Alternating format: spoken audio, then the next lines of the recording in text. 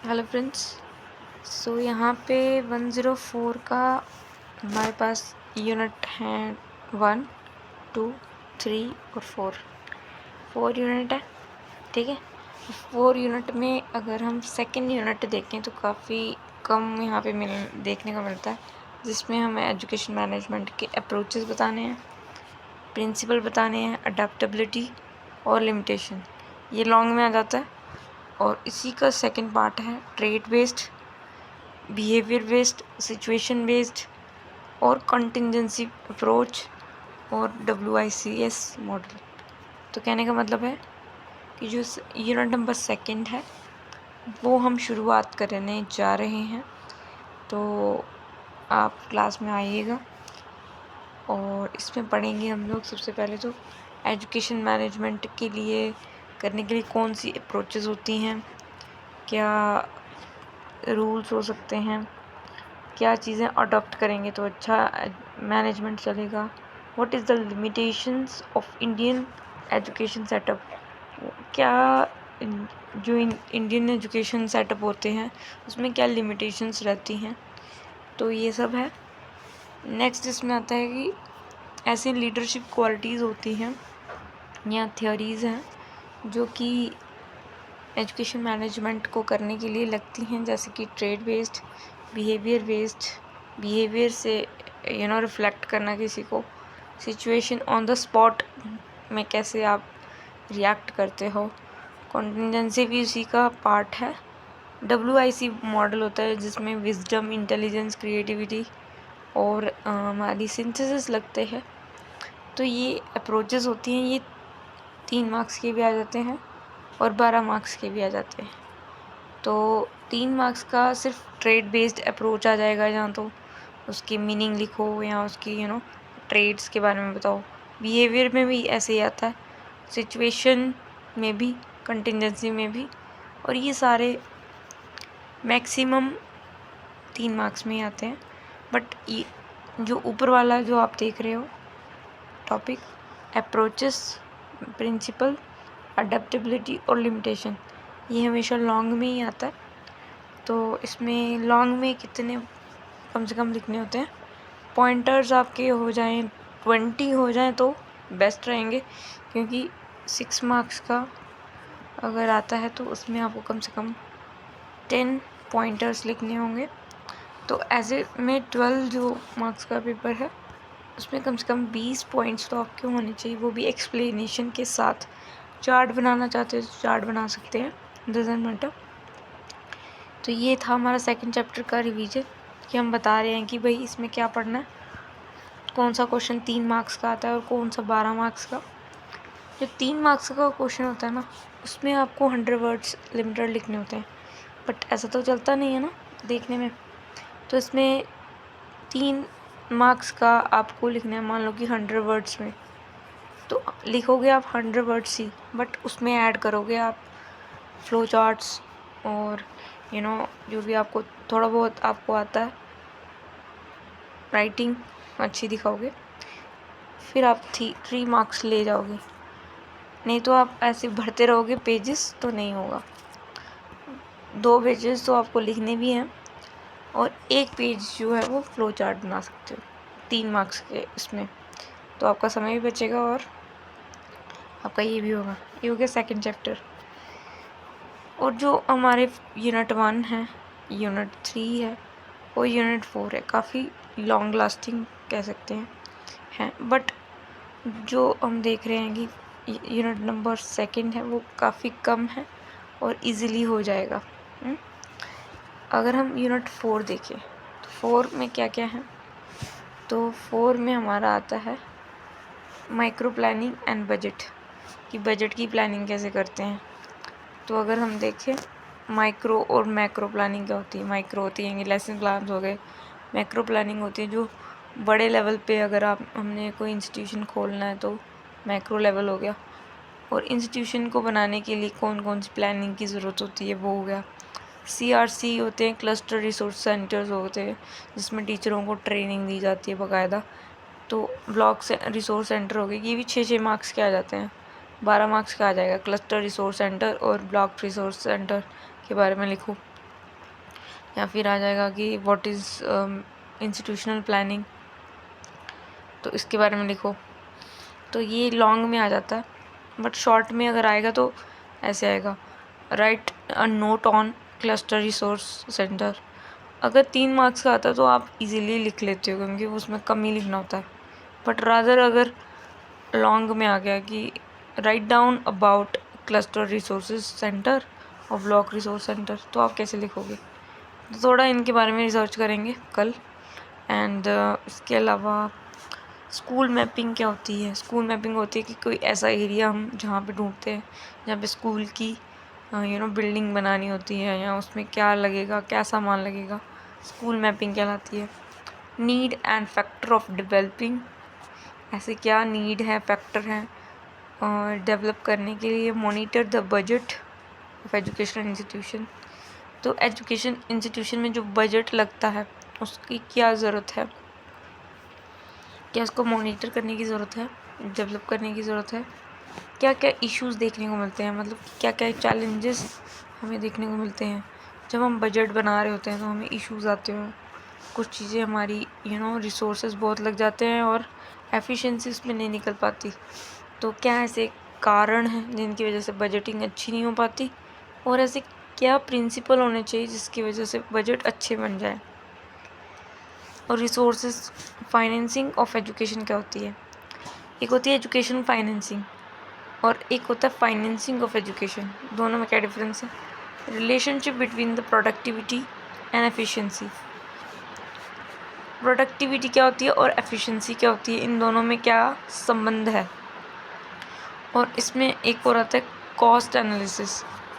Cost analysis तो मोर और मोर अगर देखा जाए 4th यूनिट जो है हमारा, उसमें इंस्टीट्यूशन को बनाने के लिए क्या क्या कॉस्ट लगती है। कहने का मतलब है कि पहले तो इंस्टीट्यूशन बना रहे हैं तो उसकी प्लानिंग कैसे करेंगे, प्लॉटिंग कैसे करेंगे, फिर उसमें जो लगने वाले टीचर्स हैं उनकी ट्रेनिंग कैसे होगी, तो उसको क्लस्टर रिसोर्सेज सेंटर कहा जाता है। बच्चे को एड्स चाहिए या बच्चे को समझाने के लिए कुछ चीज़ों की ज़रूरत है, तो उसको ये रिसोर्सेज सेंटर होते हैं जिसमें रिसोर्सेज मिलते हैं टीचरों को भी और पेरेंट्स को भी, टीचरों को भी, पेरेंट्स को भी, बच्चों को भी, और जो एडमिनिस्ट्रेटर होते हैं उनको भी। तो ये रिसोर्स सेंटर वो होते हैं।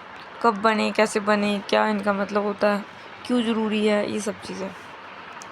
इसी का जो सेकंड पार्ट है उसमें स्कूल मैपिंग की बात की गई है। स्कूल मैपिंग क्या होती है कि स्कूल बिल्डिंग अगर हम खोलना चाहते हैं कहीं, तो हम कितने दूरी पे हो, कि कहाँ पे हो, कितने स्कूल में क्लासेस हों, कितने कौन कौन सा कोर्ट हो, खेलने के लिए गेम्स एंड स्पोर्ट्स में कितना हो, तो स्कूल मैपिंग कहलाती है।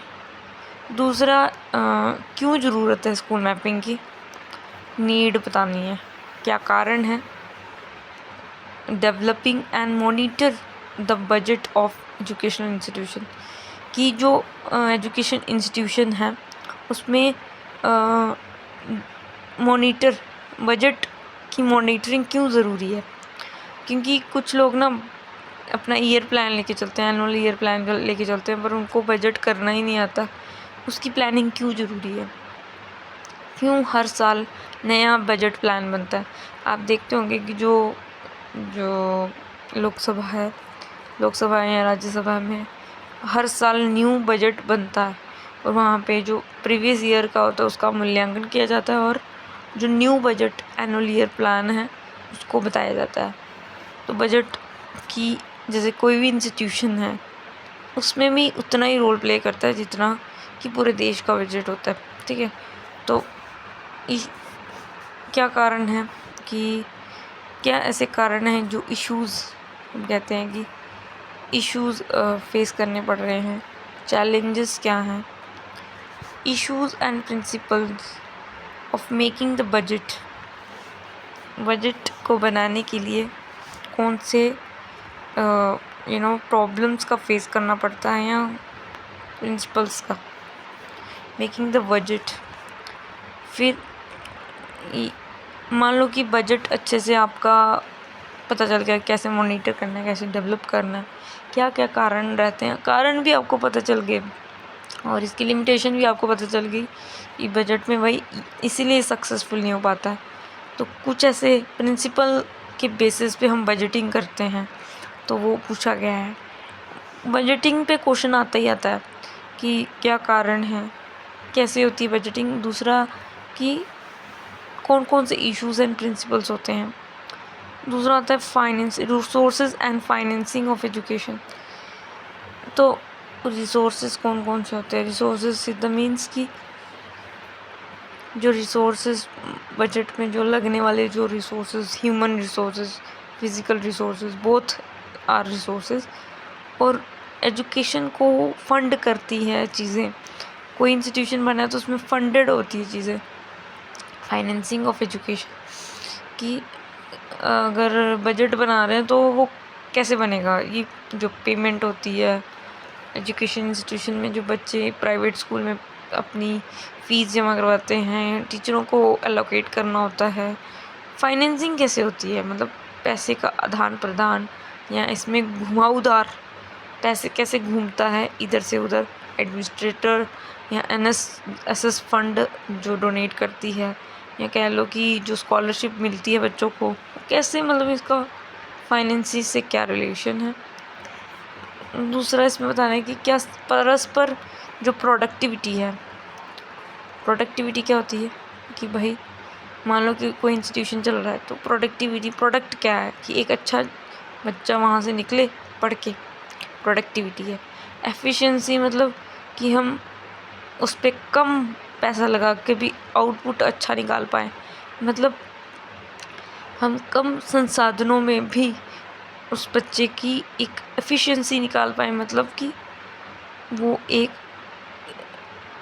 इलिटरेट ना रह जाए, लिटरेसी प्रधान हो, एजुकेटेड हो।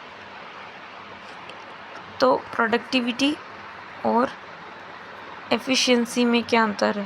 प्रोडक्टिविटी और एफिशिएंसी, अंतर नहीं पूछा, इसमें परस्पर क्या संबंध है, इन दोनों में क्या डिफरेंस नहीं। ऑब्वियसली डिफरेंस और रिलेशनशिप में डिफरेंसेस होते हैं, बट रिलेशनशिप मतलब जैसे कोई कह दे कि मम्मी और मुझ में, मैं मम्मी की बेटी हूँ, बेटी और मम्मी में क्या डिफरेंसेस हैं कि मम्मी बाएं हाथ से खाती है और उनकी जो बेटी है वो दाएं हाथ से खाती है, मतलब ऐसे कुछ डिफरेंसेस हैं हमें। बट अगर बताया जाए कि क्या संबंध है हम दोनों के बीच में, क्या संबंध है, रिलेशनशिप मतलब कि मेरा मम्मी से और मम्मी का मेरे से क्या संबंध है। तो मम्मी कहेगी कि मम्मी कहेगी कि ये मेरी बेटी है, मैं कहूँगी ये मेरी मम्मी है। मम्मी मेरे लिए खाना बनाती है और हम मम्मी के लिए सेवा करते हैं। तो ऐसे मतलब परस्पर आपस में कैसे संबंध है हम दोनों के, एक दूसरे के लिए कैसे इक्वल है। तो प्रोडक्टिविटी होती है जैसे कि प्रोडक्ट, किसी चीज़ की डिमांड हुई और प्रोडक्ट क्या निकला, ठीक है, प्रोडक्टिविटी होती है किसी। और एफिशिएंसी क्या होती है कि हम क्या करते हैं कि किसी भी इंस्टीट्यूशन में कोई भी अगर हम पैसा लगा रहे हैं, फंड लगा रहे हैं, या टीचर्स लगा रहे हैं, ट्रेन टीचर्स, या कोई सस्ता भी टीचर लगा रहे हैं, तो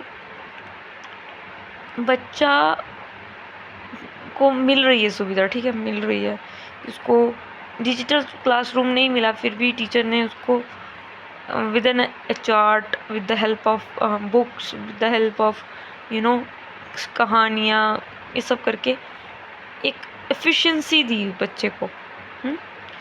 और देखा कि उस बच्चे के नंबर 100 में से 90 आ रहे हैं, ठीक है, तो हम ये पता लगा सकते हैं कि उसमें एफिशिएंसी के साथ प्रोडक्टिविटी आई।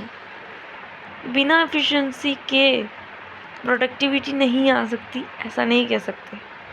ऑब्वियसली हमें इफ़ेक्टिवनेस भी लानी पड़ेगी इसमें। एफिशिएंसी ये नहीं कि बिल्कुल कम पैसा ही लगाओ, बिना एफिशिएंसी के भी प्रोडक्टिविटी निकलती है, बट एफिशिएंसी होनी चाहिए जिससे आपका रिसोर्सेज कम लगे और आउटपुट जनरेट ज़्यादा हो। तो आपस में काफ़ी संबंधित हैं ये प्रोडक्टिविटी और एफिशिएंसी। तो इसका तो एक तो आपको मैंने यही बता दिया कि कम पैसों में ज़्यादा की मांग रखता है एफिशिएंसी और प्रोडक्टिविटी। वैसे आप इसको एजुकेशनल डिपार्टमेंट में लगाओगे कि कोई भी टीचर है वो कैसे कम पैसों में आउटपुट जनरेट कर सकता है और कौन सी अपनी क्रिएटिव आइडिया लगा सकता है कि पैसे कम लगें और बच्चा सीख भी जाए। लैंग्वेज सीखना चाहता है बच्चा, अब लैब नहीं है, ठीक है, लैब्स नहीं है, इंफ्रास्ट्रक्चर नहीं है, तो टीचर क्या ऐसी एक्टिविटीज़ करवाएगा जिसकी वजह से उसको वो मिले, क्या कहते हैं, एफिशिएंसी के साथ साथ प्रोडक्टिविटी, मतलब आउटपुट मिल पाए। तो ऐसे ही एक्टिविटीज़ करवा के या ये एग्जाम्पल के माध्यम से आप इजीली समझा सकते हो रिलेशनशिप एफिशिएंसी और प्रोडक्टिविटी का। और यही है, इसमें अंतर तो बस इतना ही है कि प्रोडक्टिविटी होती है एंड प्रोडक्ट और एफिशिएंसी होती है जब आप शुरुआत कर रहे हो किसी काम की। तो अगर इन दोनों में रिलेशन बताना है तो सबसे पहले आपको इन दोनों के टर्म्स के बारे में बताना पड़ेगा, व्हाट इज़ एफिशिएंसी और व्हाट इज़ द प्रोडक्टिविटी। फिर दोनों को साथ में लेके फिर आपको परस्पर इनका संबंध बताना होगा, तो आपका हो जाएगा ख़त्म। अगर ये 3 मार्क्स का था तो आप इजीली लिख लाओगे, बट अगर लॉन्ग में आगा तो आप नहीं लिख पाओगे। इसमें कितने ही आप एग्जाम्पल दोगे, कितने ही आप चार्ट बनाओगे, नहीं होता। तो सीधी सीधी बात है भाई, प्रोडक्टिविटी और एफिशिएंसी का लॉन्ग तो नहीं बन पाएगा। रिलेशनशिप आप लिख सकते हो, कॉस्ट एनालिसिस। अब इसमें जो ये लास्ट टॉपिक है हमारे इस चैप्टर का, 4th यूनिट का, कॉस्ट एनालिसिस। अब देखो कॉस्ट एनालिसिस क्या होता है कि पूरा मतलब आपने बिल्डिंग भी बना दी, टीचर भी लगा दिए, प्रोडक्ट भी निकल रहा है, एफिशिएंसी भी आप कर रहे हो, मैनेज कर रहे हो, कंटिन्यूसली प्लान बन रहे हैं, एनुअल प्लान बन रहे हैं, बहुत सारी चीज़ें मैनेजमेंट में होती हैं। तो एक एनुअल ईयर में कहाँ कहाँ आपका पैसा लगा और कहाँ कहाँ आपको झुकना पड़ा, या मतलब कह सकते हैं कि लॉस हुआ, जहाँ पे आपने पैसे नहीं लगाए, लगा सकते थे पर आपने नहीं लगाए, तो उसमें भी आपको लॉस हुआ होगा। तो कॉस्ट एनालिसिस होता है कि आप पैसा लगाते हो और उसमें से प्रोडक्टिविटी दुगनी मांगते हो। अगर पैसा कम भी लगाया तो वही बात है भाई एफिशिएंसी के साथ चलना है, इफ़ेक्टिवनेस आपकी होनी चाहिए। कॉस्ट अगर लग रहा है तो इफ़ेक्टिवनेस उसमें होनी चाहिए। एलोकेशंस ऑफ, जो भी आप फाइनेंसिंग करते हो, पैसे कहाँ कहाँ लगाए, स्पोर्ट्स सेक्टर में लगाए, फिज़िकल एरियाज़ में लगाए, पेमेंट के टाइम पे, टीचर को पेमेंट के टाइम पे जो फीस आ रही है उस फीस का आप क्या प्रयोग कर रहे हो, एक्टिविटीज़ में यूज़ कर रहे हो। तो कॉस्ट एनालिसिस होता है कि कॉस्ट को पार्ट में डिवाइड करके हमें समझना है, एवेल्युएट करना है कि इस सेक्टर में कितने लगे होंगे, इस सेक्टर में कितने लगे होंगे। तो अलग अलग डिपार्टमेंट होते हैं इंस्टीट्यूशन के, और हर डिपार्टमेंट में मनी फंडेड होगी तो डेफिनेटली वहाँ पे वर्क होगा या उसमें आउटपुट जनरेट होगा। नहीं होगा तो फिर कैसे कॉस्ट एनालिसिस हम बात कर सकते हैं। तो कॉस्ट एनालिसिस वही बातचीत करती है कि भाई आप किसी भी कॉस्ट जो आपने लगाई है इंस्टीट्यूशन के अंदर, एजुकेशन इंस्टीट्यूशन के अंदर या एजुकेशन सेटअप में, जहाँ पे टीचर्स है, स्टाफ है, पीएन है, सफाई कर्मचारी है, बस वाला है, ट्रांसपोर्टेशन फैसिलिटीज़ हैं, डिफरेंट काइंड ऑफ लेबॉर्ट्रीज़ हैं, वहाँ पे भी टीचर अलॉटेड होते हैं, स्टाफ मेंबर्स होते हैं, पीएन्स होते हैं, एडमिनिस्ट्रेटर्स होते हैं, मैनेजिंग स्टाफ होती है। तो ये सारों को पैसा जहाँ जहाँ जितना जितना जाना चाहिए कॉस्ट एनालिसिस कहलाता है कि कितना हम इफ़ेक्टिवली उसका यूज़ कर रहे हैं, एफिशिएंटली उसका यूज़ कर रहे हैं, क्या उसको अच्छे से एलोकेट किया गया है। इसी को बोलते हैं कॉस्ट एनालिसिस। तो 4th यूनिट मैनेजमेंट के इसमें देखने को मिलता है कि भाई कि आप productivity, efficiency, concept of cost analysis और जैसे कि फाइनेंसिंग ऑफ एजुकेशन हमने अभी थोड़ा सा जाना था कि एजुकेशन के अंदर फाइनेंसिंग कौन करेगा। फाइनेंसिंग ऑफ एजुकेशन मतलब कि एजुकेशन के लिए फाइनेंसिंग या एजुकेशन फाइनेंसिंग क्या होती है कि जिसमें एजुकेशनल सेटअप है, कुछ एनएसएस हो गई, एनसीसी हो गई, तो वो फंड करती हैं किसी भी प्राइवेट ऑर्गेनाइजेशन को या पब्लिक ऑर्गेनाइजेशन को। तो वो किस माध्यम से होता है, जैसे कि कोई स्कीम हो गई, एकलव्य विद्यालय हो गए, या सेंट्रल लेवल के जो पब्लिक स्कूल हो गए। पब्लिक स्कूल होते हैं, गवर्नमेंटल स्कूल्स होते हैं जो स्कीम्स निकालते हैं, मिड डे मील्स हो गए, सर्व शिक्षा अभियान हो गई 6 to 14 ईयर्स के लिए। और आप देखते हो कि भाई 6 to 18 ईयर्स के लिए विकलांगों के लिए। तो क्या होता है ये एजुकेशन फॉर ऑल। तो ये कहाँ कहाँ से फ्री क्यों दी जा रही है, टीचर्स क्यों कहाँ पे अलॉट होंगे। एजुकेशन डिपार्टमेंट में जब पैसे की लेन देन की बात आती है तो उसको बोल देते हैं फाइनेंसिंग ऑफ एजुकेशन या एजुकेशन फाइनेंसिंग बोल देते हैं, डिफरेंस ज़्यादा नहीं है। रिसोर्सेज हो गए, इसमें रिसोर्सेज के बारे में बताना है कि रिसोर्सेज कौन कौन से होते हैं। जैसे कि एक फिज़िकल रिसोर्स होता है और एक ह्यूमन रिसोर्स होता है। ह्यूमन रिसोर्स होते हैं टीचर्स, जो कि अच्छा प्रोडक्टिविटी कैसे दे सकते हैं अपने बच्चों को। या फिज़िकल रिसोर्स होते हैं जो इंफ्रास्ट्रक्चर, हाँ, जो भी मटेरियल यूज़ हो रहा है क्लास में, वो सब। बजट क्या होता है, बजट में हर चीज़ आपको इंक्लूड करनी होती है। बच्चे की फ़ीस से लेकर करिकुलम से लेकर को करिकुलर तक, एक्टिविटीज़ कौन कौन सी ऑर्गेनाइज्ड होंगी, कहाँ कहाँ पे पैसा लगेगा, कितना पैसा लगेगा, टीम स्पिरिट चाहिए होती है यहाँ पे। तो आपको कुछ प्रिंसिपल्स लेके चलने पड़ते हैं कि बजट इस प्रकार से होना चाहिए, एक लॉफुल तरीके से बजट को एलोकेट किया जाना चाहिए। हर एक डिपार्टमेंट इज्जत मांगता है, तो कोई भी ऐसा डिपार्टमेंट में आप पहले से सोच के रखोगे बजट किस तरीके से बनना चाहिए, फ्लेक्सिबिलिटी होनी चाहिए, डायनेमिक होना चाहिए, बच्चों की इंटरेस्ट के अकॉर्डिंग होना चाहिए, बच्चों की ज़रूरत के हिसाब से होना चाहिए। तो यहाँ पे सेंटर में रहेगा बच्चा और हेल्पर रहेगा टीचर। तो टीचर सबके सजेशन लेगा और फिर बजट बनाएगा। I hope you are getting my point. तो यहाँ पे हम बजट की बात कर रहे थे। इश्यूज़ हो गए कि बजट बनाते समय क्या इश्यूज़ आते हैं, मैनेजर्स या खुद ही बना देता है या सबकी कंसल्टेशन लेके करता है, वो होता है इश्यूज़।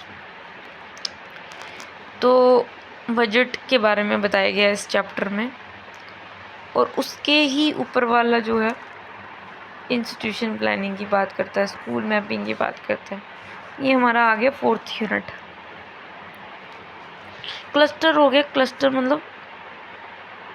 मतलब जो गांव में रूरल एरियाज़ है ना, वहाँ पे जो स्कूल्स होते हैं उनका एक झुंड, मतलब डिफरेंट स्कूल होंगे, चाहे वो प्राइवेट होंगे चाहे वो सरकारी, सब एक झुंड बना के चलेंगे। वो आपस में एक मीटिंग लेते हैं और एक जगह आपको जाना पड़ता है। क्लस्टर रिसोर्स सेंटर होते हैं जहाँ पे टीचरों को और नए टीचरों के साथ मिलने का मौका मिलता है।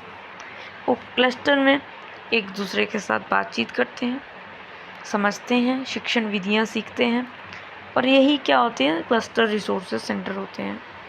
सेंटर मतलब एक केंद्र जहाँ पे हमें रिसोर्सेज मिलते हैं, वो भी क्लस्टर ऑफ स्कूल्स होते हैं। इसमें यूनिवर्सिटीज़ नहीं होती, रूरल एरियाज़ में डेवलप किया गया था ये, तो ये क्लस्टर रिसोर्सेज सेंटर हो गए। ब्लॉक रिसोर्स सेंटर, यहाँ पे एक एक इंसान जो जिसका CRCC कोऑर्डिनेटर होता है एक यहाँ पे, वो भी आपको बताना चाहिए। इसके अलावा अगर हम देखें ब्लॉक रिसोर्स सेंटर क्या होते हैं, ब्लॉक हो गए डिस्ट्रिक्ट लेवल पे या तहसील लेवल पे होता है, जहाँ पे डिस्ट्रिक्ट के जितने भी स्कूल्स हैं वो सारे इंक्लूड होते हैं along with cluster rural level पे आ गया, और थोड़ा जैसे बोलते हैं ना लो मिडिल क्लास, और मिडिल क्लास। मिडिल क्लास है, मतलब ऐसे समझाने के लिए बोल रही हूँ। लो मिडिल क्लास है हमारी क्लस्टर रिसोर्स सेंटर, और जो मिडिल क्लास में आ गए थोड़ा ऊंचा उससे या डिस्ट्रिक्ट लेवल पे, उसको बोलते हैं ब्लॉक रिसोर्स सेंटर। और इसमें ही जो फर्स्ट टॉपिक हमारा है 4 यूनिट का, दैट इज़ मैक्रो और माइक्रो। माइक्रो होता है छोटे लेवल पे, जब हम प्लान करते हैं कोई चीज़ को, जैसे कि एक टीचर जब क्लासरूम में जाएगा उसके को वो क्या पढ़ाने जा रहा है, सबसे पहले तो वो कैसे पढ़ाएगा, कितने मिनट लगाएगा, उसके क्या ऑब्जेक्टिव्स होंगे उस टॉपिक से रिलेटेड, वो सारी प्लानिंग करेगा माइक्रो लेवल पे। हर बच्चे को समझ में आ रहा है कि नहीं आ रहा है, असेस कैसे करेगा और होमवर्क कैसे देगा। तो ये होगी माइक्रो प्लानिंग, जिसको बोलते हैं लेसन प्लानिंग। इसमें लेसन प्लान कैसे बनाते हैं वो आपको रट लेना और लिख देना यहाँ पे। मैक्रो लेवल होता है कि बड़े लेवल पे कैसे प्लानिंग। बड़े लेवल क्या होता है कि इंस्टीट्यूशन की प्लानिंग, मैनेजर कैसे प्लान कर रहा है, आपको पहले ही लिख के दे दी जाती है कि इतने टाइम में आपका करिकुलम ख़त्म होना चाहिए, इतने टाइम में आपकी ये सब्जेक्ट कंप्लीट होना चाहिए, इसके बाद यूनिट 1 आ जाएगा, आपको पेपर देना होगा essay 1 essay 2, ये सब चीज़ें। ये होती है मैक्रो लेवल में, बड़े लेवल पे जो चीज़ें हो रही हैं, जैसे कि एग्ज़ाम्स हो गए। और माइक्रो हो गया कि day to day life, macro हो गया कि मंथ, ईयरली या ऐसे कुछ। इंस्टीट्यूशनल प्लानिंग होती है कि कोई भी इंस्टीट्यूशन बिना प्लानिंग के नहीं चलता। घर भी अगर चलाना चाहते हैं तो उसमें हमें पहले बजट लेके चलना पड़ता है। हमारा इंस्टीट्यूशन कैसे रन करेगा हमें पता होना चाहिए। तो इंस्टीट्यूशन प्लानिंग में कुछ विधियाँ होती हैं, तरीके होते हैं, इंस्टीट्यूशन प्लानिंग लाती है। ये हमारा यूनिट नंबर 4 में आता है और ये काफ़ी इम्पोर्टेंट हो जाता है। तो गाइज़ मेरी आवाज़ के लिए मुझे खेद है, बट आपको समझ में आना चाहिए, तो मैं इसीलिए ऐसे बोल रही हूँ। आज हम इस 104 के बारे में डिस्कशन कर रहे हैं। ऑब्वियसली इसके पेपर जो आ गए हैं वो हमारा 13 तारीख को है, 13 जून को है शायद, है ना। तो 13 जून से पहले हमें ये समझ लेना होगा कि भाई क्या ऐसा करेंगे, क्योंकि 11 तारीख को भी हमारा पेपर है ना, तो 11-12 एक ही दिन बीच में है, तो एक दिन में हम सब नहीं पढ़ सकते हैं ना, तो हमें पहले ही लेके चलना पड़ेगा कि 104 हम कैसे पढ़ें। 104 है education planning and management, education management and planning, या ऐसे कुछ बोल सकते हैं। क्या फ़र्क पड़ता है वहाँ पे पेपर में तो लिखा ही होगा। फ़र्क पड़ता है हमें कितने टॉपिक्स इसमें से आते हैं, कौन से 3 मार्क्स के आ रहे हैं, कौन से 12 मार्क्स के आ रहे हैं, कैसे हमें लिखना है। बेसिक हमें जानकारी होगी तो ना हम लिख पाएंगे ना। तो आज के इस चैप्टर में हमने यूनिट 2 और यूनिट 4 देखा। फिर हम नेक्स्ट वीडियो लेके आएंगे जिसमें हम यूनिट 1 और यूनिट 3 डिस्कस करेंगे, क्योंकि ये बहुत लेंथी है। जो इजी से वो आपको बता दिए गए हैं, जिसमें यूनिट 2 आता है और यूनिट 4 ये मॉडरेट है, और जो ज़्यादा लेंथी हैं वो यूनिट 1 है और यूनिट 3। इसके लिए हम अनदर वीडियो बनाएंगे। Till then bye bye, take care and see you soon.